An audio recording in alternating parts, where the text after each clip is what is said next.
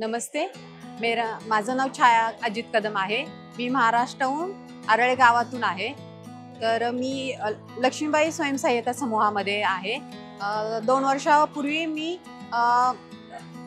मी एक शेतकऱ्याची आहे, शेतकरी नाही. तर मी आमच्या शेतामध्ये हळद पिकली जाते, म्हणून मला सुचलं की बाबा आपण एक काहीतरी हळद पावडर बनवावी आणि काहीतरी स्वतःसाठी उपजीविका तयार करावी आपली स्वतःची.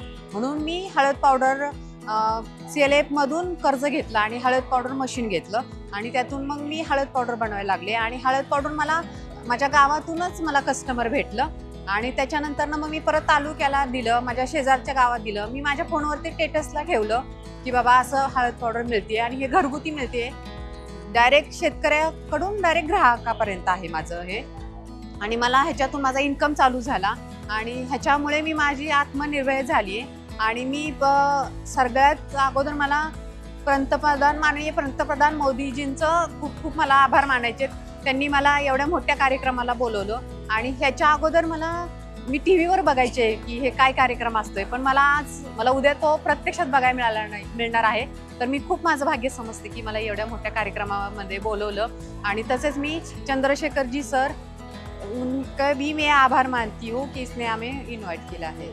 धन्यवाद.